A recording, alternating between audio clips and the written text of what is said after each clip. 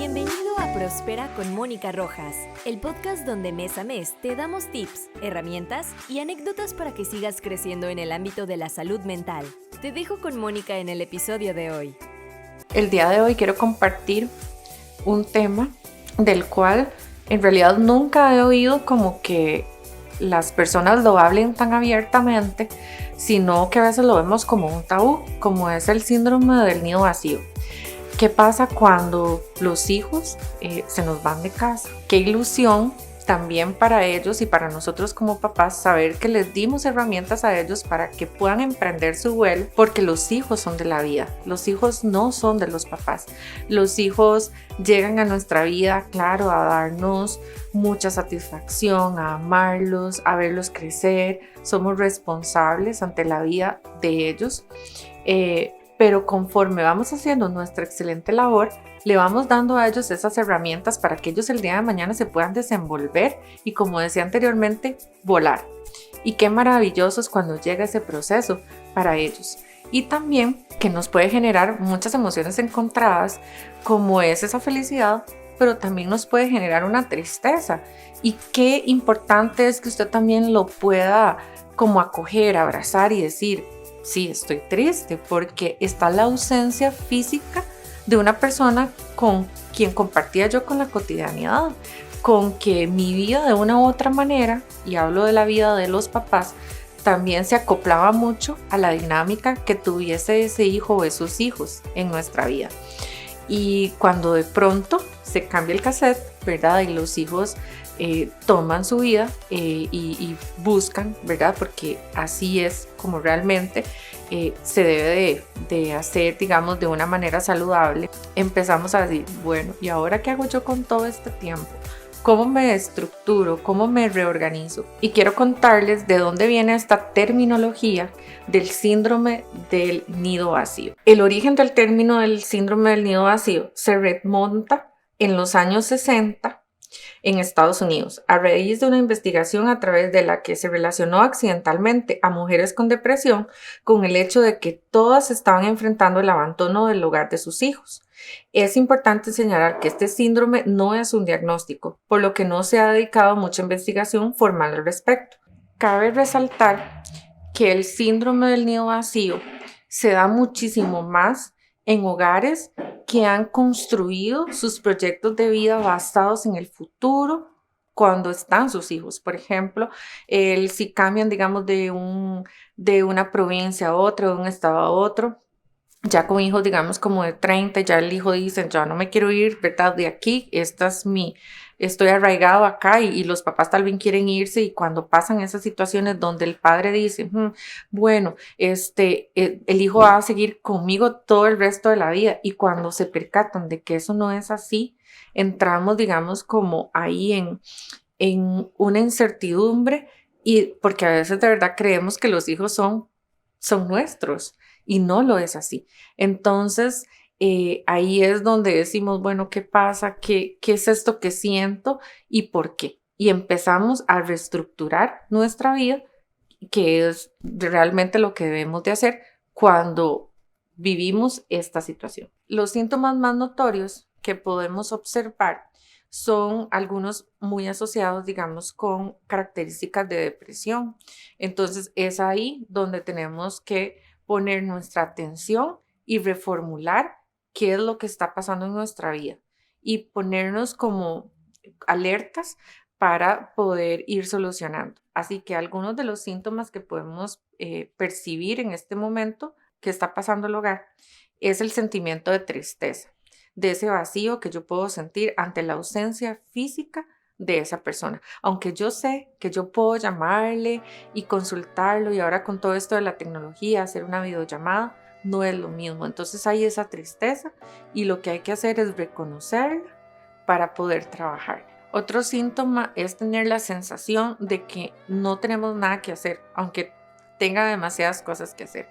Entonces ahí empezamos a decir, bueno, si no tengo nada que hacer, voy a empezar a hacer una lista de cosas que sí hay que hacer, y empiezo a cuáles son importantes y cuáles son de prioridad.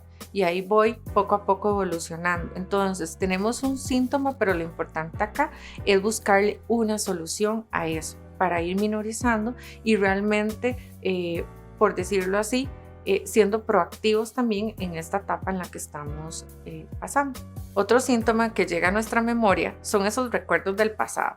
Entonces ya los hijos están grandes, pero nos recordamos como te acordás cuando empezó a caminar. ¿Te acordás cuando dijo la primera palabra? ¿Te acordás cuando siendo adolescente nos hizo aquella travesura? Entonces empezamos a revivir esos momentos y a querer devolvernos en esa etapa, pero no, es recordar que estamos en el aquí, en el ahora y que tenemos que ser conscientes de la etapa en la que estamos y de vivir también con ellos esta etapa adulta. Otro síntoma y el cual hay que tener como mucho cuidado es el que creemos que ya nuestra vida no tiene sentido, perdemos nuestro propósito de vida. Entonces, si esto le está pasando, tenemos que revisar por qué enfocamos todas nuestras energías también y nuestra atención y pusimos a nuestro hijo como el protagonista de nuestra vida y no nosotros como protagonistas de nuestra vida. Entonces, ese síntoma hay que buscar realmente una solución pronta, porque sí podemos tener algunas características de depresión porque no nos ajustamos a esta nueva realidad. Sentimos como que definitivamente no hay avance, no sé qué hacer y nos quedamos en la vida pasada. Otro síntoma son las creencias limitantes. Cuando ya tenemos una idea instaurada en nuestra mente de que ya no vamos a volver a vivir momentos tan felices cotidianamente cuando nuestros hijos no están en la casa. Entonces, si cenamos, tal vez ya no va a ser un espacio divertido porque ya no está fulano, ya no está fulana, estamos solo nosotros y entonces va a ser algo monótono. Entonces, esas creencias limitantes lo que hacen es como refugiarnos más en este síndrome del nido vacío y no realmente resolver, sino más bien que bien, ¿verdad? Puedo hacer cosas diferentes, tal vez de pronto siempre se tenía que hacer la cena y ahora tal vez no tiene que ser algo así como muy fuerte, puede ser como algunos snacks. Entonces también aprovechar estas otras oportunidades que también se van dando el día a día. Y otro síntoma puede ser que nos ataque propiamente nuestros hábitos del sueño o hábitos de alimentación, que nos vayamos a los excesos o mucho o poco y que se nos olvide la importancia del equilibrio en este momento. Es muy curioso y les voy a contar una anécdota personal. Cuando ya mis hermanos y yo nos fuimos de la casa de mis papás, mi mamá no había cambiado ese chip.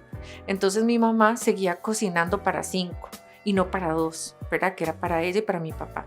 Entonces a ella le costó reformularse y decir, bueno, ahora sí, estamos solamente en casa 2 personas. Entonces cada vez que la visitábamos no había ni que avisarle porque ella ya tenía la comida, ¿verdad? Para todos. Entonces eso es algo que también tenemos que hacer como un reajuste hasta en eso, porque vea que tal vez antes hasta habían más gastos en la parte económica y ahora eso se reduce porque ya no hay tantas personas. Entonces hasta algo tan básico, vea que a veces lo omitimos porque estamos inmersos en un mundo, digamos, como lleno de tantas cosas que se nos olvida hasta hacer un ajuste en ese pequeño aspecto como es, digamos, el cocinar no para 5 sino para 2 personas. Entonces hasta eso hay que revisar. Ahora sí, ¿cómo vamos a gestionar esas emociones cuando los hijos se van de casa? Y aquí te cuento lo siguiente. El vacío existencial, porque los hijos abandonan el hogar, se suele producir más en los padres que no han compaginado el cuidado de su pareja y digamos que no tienen como esa relación como activa con sus familiares o con sus compañeros de trabajo o amigos. Entonces tienden a tener más crisis existenciales porque cerraron tanto su círculo en los hijos y no observaron también otras áreas de su vida que eran importantes, como el compartir en pareja, el compartir con otros familiares, el compartir con amigos, y ahí es donde usted dice son más propensos a que eso suceda. Entonces, ¿cómo gestionamos esas emociones a partir de ese vacío? Es aceptar la nueva etapa vital en la que estamos y con ella el hecho de sentir tristeza, tal vez porque no están nuestros hijos físicamente, pero al tiempo también la ilusión por la nueva vida que ellos emprenden. El fomentar el autocuidado a través de desarrollar nuevas ilusiones, proyectos y actividades actividades. Otra es mantener el contacto con nuestros hijos. Aunque no haya una convivencia diaria, sí podemos recordar en mandarle mensajes, llamarlos, buscar apoyo en nuestros seres queridos y compartir nuestras emociones. Así que acá es necesario que podamos hacer una lista de todas esas cosas que nos gustaba hacer antes y que nos gusta y que tal vez por alguna razón no lo podríamos hacer anteriormente. Entonces, si de pronto le gustaba hacer ejercicio, pero ahora ya tiene chance para ir, entonces que sean cosas que usted pueda ir incluyendo en su día a día, el que usted incluso pueda aprender un nuevo idioma, pueda, digamos, dar clases de algo que a usted le guste, no necesariamente tiene que ser con una retribución económica, que pueda asistir a grupos de distintas temas, por ejemplo, en la parte espiritual o grupos, digamos, donde les encanta, digamos, el tema del arte, el tema de la música, todo eso que usted pueda decir, bueno, esto me llena, me complementa y a seguir adelante también, porque qué bonito es cuando usted está saludablemente aportando en la vida de sus hijos y que sus hijos estén en otro lado y escuchen a mamá o a papá felices también de esta decisión que ellos tomaron de emprender su vuelo. Entonces, ese acompañamiento, que sea un acompañamiento positivo, que seamos esas personas vitaminas, papás vitaminas en la vida de nuestros hijos, que lo que le generemos a ellos son sustancias o químicas de la felicidad, como lo son la endorfina, la dopamina, la oxitocina, la serotonina, que seamos personas que brindemos esas oportunidades de que nuestros hijos se sientan bien y no más bien un compartir donde los hijos digan, ay, qué pereza, ¿verdad? Solo quejas, y liberemos la hormona del cortisol, porque también a veces desviamos mucho la atención. Entonces lo que hacemos es que compartimos con nuestros hijos a través de la queja, de me duele esto, desde que te fuiste no puedo dormir, desde que te fuiste no me he podido sentir bien, o me dio un dolor de cabeza, te llamo porque estoy aquí en el hospital. Y la cuestión es que tal vez en el fondo empezamos a somatizar algunas situaciones que tenemos de pensamiento a la parte física y entonces se nos dificulta expresar y decirle a nuestros hijos, quiero verte, tomemos café, ¿en qué te puedo ayudar?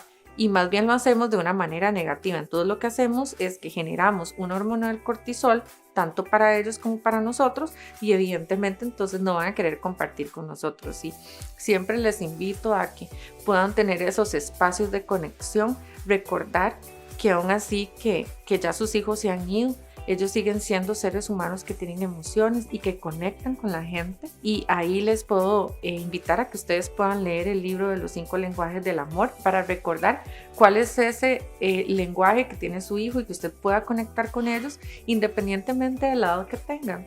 Porque ellos siempre van a ser nuestros hijos y nosotros siempre vamos a ser sus papás. Entonces, independientemente en donde estén, porque recuerden que no es la cantidad de tiempo que se comparte con ellos, sino la calidad de tiempo que podamos hacer y ese compartir de una manera positiva y de verdad ser personas vitamina en la vida de los hijos, personas que sumemos. Nosotros los papás siempre tenemos la oportunidad de corregir a nuestros hijos, pero también siempre de sumarles en su vida, ser apoyo cuando ellos lo necesiten, independientemente en donde estén.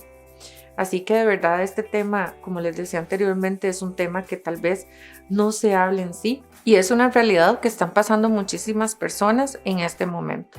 Así que le invito a que usted pueda hacer una revisión si usted está pasando por este síndrome del nido vacío y pueda revisar si es algo a nivel existencial de usted como persona o es algo a nivel de pareja también y que puedan buscar las herramientas que requieran para poder vivir esta etapa también tan maravillosa que es cuando los hijos tienen sus herramientas y hacen su propio nido en otro espacio físico. Gracias por haber escuchado este episodio de Prospera con la psicóloga Mónica Rojas.